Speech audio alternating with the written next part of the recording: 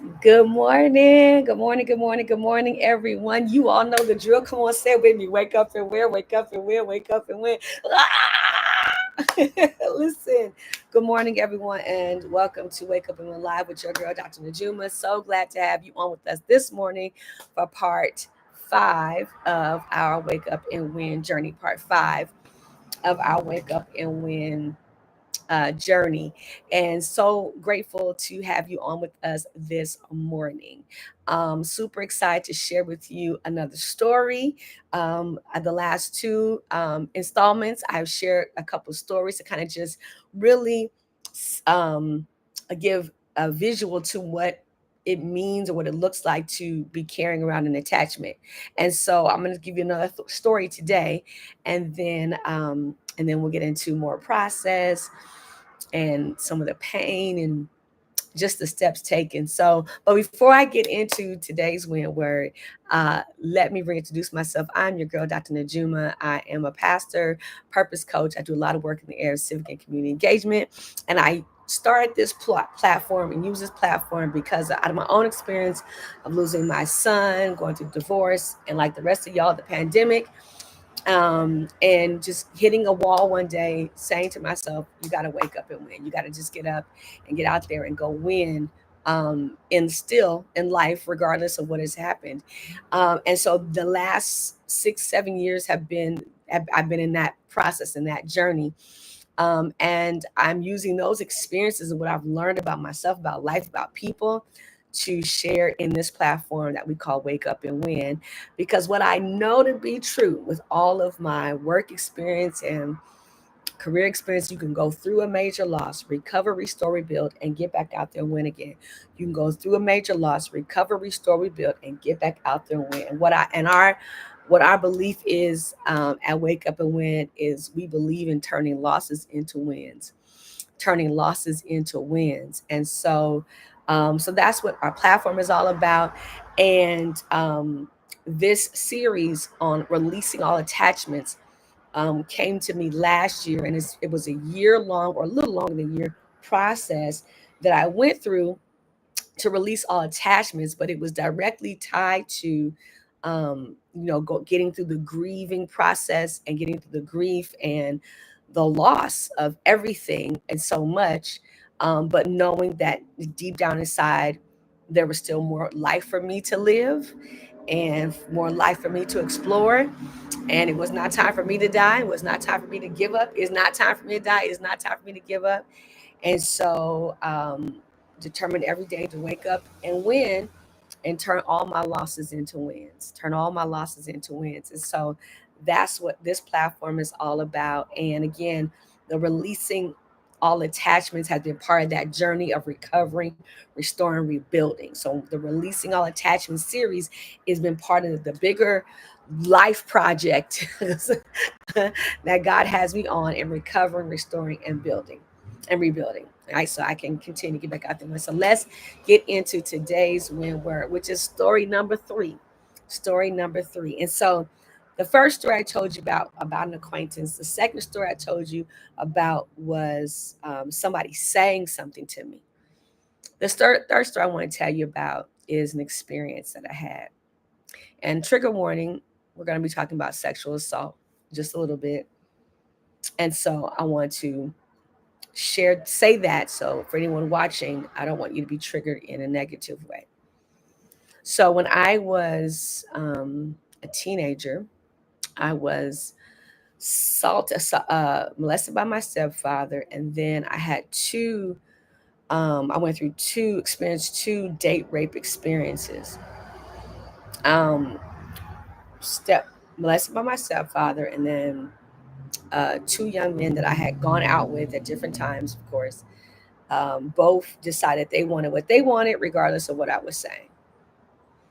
One of those situations, the last one, um, literally the young man put me out of his house because I wouldn't have sex with him. We actually fought for several hours. His uncle was home, and his uncle was in the room. I know his uncle could hear me screaming and shouting, but the uncle refused, did not come out the room. Me and this young man fought in the living room for hours. And because he was stronger than me, he was able to get my sweatpants off me. I had sweatpants on. And we literally were fighting. And I guess he just got tired. And that's the only thing I can say is at some point he got tired. And I was able to kind of get loose. I'm standing by the door and I'm saying, let me just have my pants and get out. And he was like, if you're going to leave, you're leaving like that. And I was able to get out of his house, but I had to leave with no bottoms on. I had to leave with no bottoms on. At the time, I was living with my grandmother. Fortunately for me, I always had clothes in my trunk because I went to the gym a lot, different things. So when I got to my car, I was able to pull some clothes out and put something on.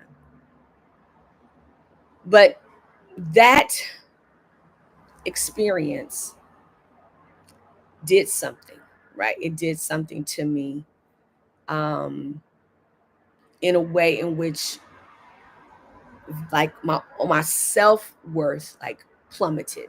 And I will say this, it didn't happen like overnight. It wasn't like the next day I woke up and self-worth was plummeted. It actually, like, the impact happened much later.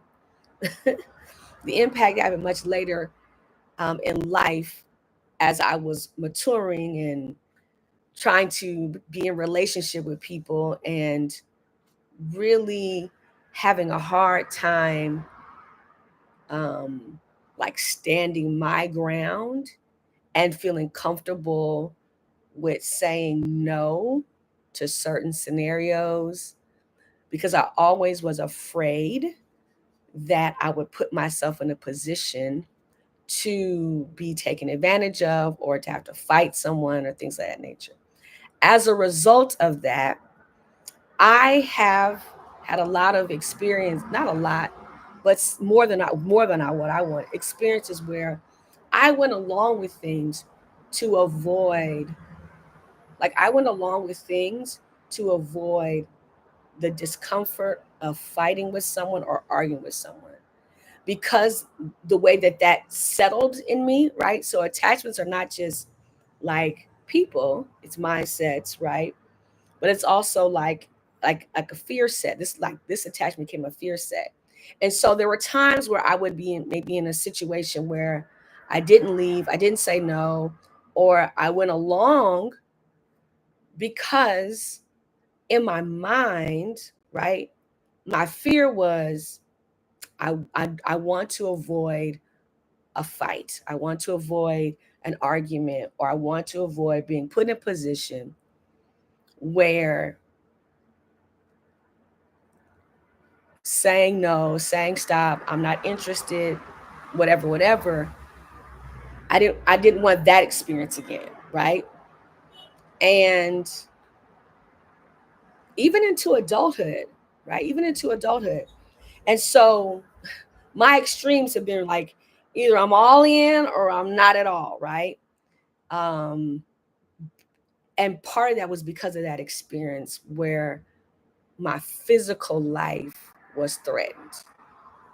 And because I never wanted to experience that fear again, I said yes to a lot of things that had I not had the attachment of fear, I would not have said yes to, or I would not have agreed to, or been complicit in, right? Because silence is being complicit.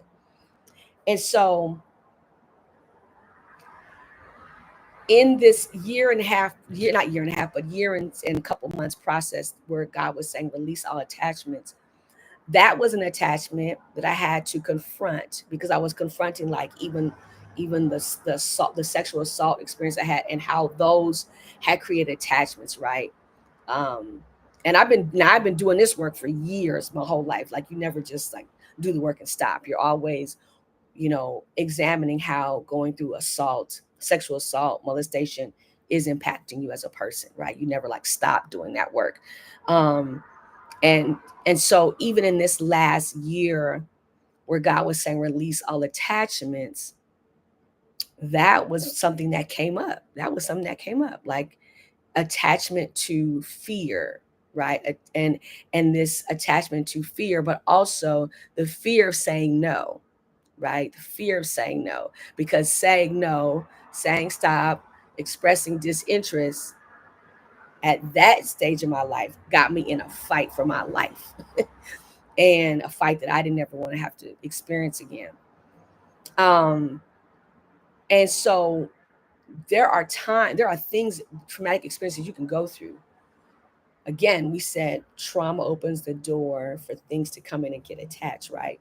And so I had an attachment to even a fear-based thinking in some relationships, in some situations. I had a fear-based thinking.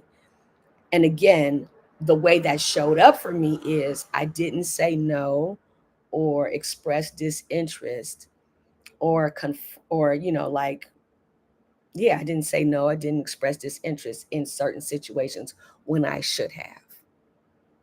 Because had I not had that attachment to fear, I would have said no. I would say, oh, I'm not interested, or no, don't want to do that, right? And we're not just talking about sex. We're talking about like a lot of different things in life. And so part of what I had to process was detaching myself, detaching that fear. And again, we're going to go into what I did. Like there was actually a process the Lord kind of unfolded for me. And so I want to offer to anyone that there may be some fears, things that have like ways in which fear has attached itself to you, and you live out of that fear, not even fully conscious of it. Now I'm conscious of it because I've done other work, but it still wasn't something that I particularly addressed, right? But in this season I did. In this season I did, right? um Saying no, shutting some stuff down, cutting some stuff off, and really not caring how people felt about it. Just, yeah, I don't care. Being clear that I had to detach from that fear of how that would anger or upset someone if I just said no, I'm not interested. Cut it off. We're good. You know, arrivederci. Bye bye. Um, and so the question of the day is, how are you living out of fear? How are you responding to life out of fear? Right? Because that's what part of the behavior was, that I was responding to some things, not everything, but some things, some situations, out of a place of fear, not out of a place of this is what I want, or this is how I feel, or this works for me, or this is my desire, or this is my hope, this is my dream, this is my wish. There were some decisions I was making purely out of fear. I don't want to upset them. Fear. I don't want to anger them. Fear. I don't want them mad. Fear. I don't want them to be, I don't want to create confrontation. Fear. I don't want to create a place where I got to, tussle. And I don't mean like physical tussle, but like just tussle. I don't want to tussle about it, right? I want my no to be a no, and my yet, and when I say no, it's a no, and that to be it. And I would say there were some situations, some scenarios where I struggled with that because of this account that happened, that created an attachment of fear. And so the question of the day is, how are you responding to life out of fear? How has fear attached itself to you in ways in which you are responding to things, to people, to situations, scenarios out of fear? Not out of faith, not out of trust, not out of even what you want, but you're just afraid. And where did that come from? Because God has not given us a spirit of fear, but of power, love, and a sound mind. And so part of the work that I've been doing in this year or so, releasing the attachment to that, and being okay with my no being no, and my not interested not being not interested, and it's not gonna happen being that it's not gonna happen, and letting the letting the crumbs fall where they fall, letting it be what it is. It is what it is, and going about my business. And even at 51, that, there, and I got no's in other areas, in some, but some spaces, some situations, I'm not that strong in a no. It's just my truth. And so releasing all attachment, releasing also meant releasing the attachment to fear. And fear is just one of, and fear is not bad, because there are some fears you need. Like, you should be afraid to walk out in the middle of the street with cars coming. You should be afraid of that, right? But there are some fears that keep us trapped or keep us in an unhealthy space, or fears that keep us doing things that are unhealthy or not really in our best interest, or things we just don't want to do, right? Out of fear. And so today's when where I want is examine your fear-based behavior, fear-based thinking. Examine that. And how might God be calling you to release the attachment to that fear-based thinking, that fear-based behavior? And what it means, fear-based, it's like out of fear, you are responding, you are doing, you are behaving away, just out of fear, not because it's what you want, how you feel, or your authentic self. And so part of me restoring, recovering, rebuilding, and restoring my authentic self is not responding out of fear. Because when I respond out of fear, I'm responding for your benefit, not mine. Or that situation, not mine. Or for that thing, for that person to be okay, not for me to be okay. So how is fear-based thinking and behavior impacting you? And where does that come from? Where does that come from? What was the situation? What was the scenario? What was the argument? What was the conversation? Right? What happened? And um, so part of this releasing all attachment, it's about releasing attachment to relationships, releasing attachment to mindsets, releasing attachment to unhealthy emotions and things that have you like bound and trapped, right? And I've gone through therapy. I've done all the things. So, but it's still, there was still work to do. There was still work to do. And so in this season of this last year or so, God said, release all attachments. It's part of that was that work. Part of that was that work. And so how is God calling you to release the attachment to fear?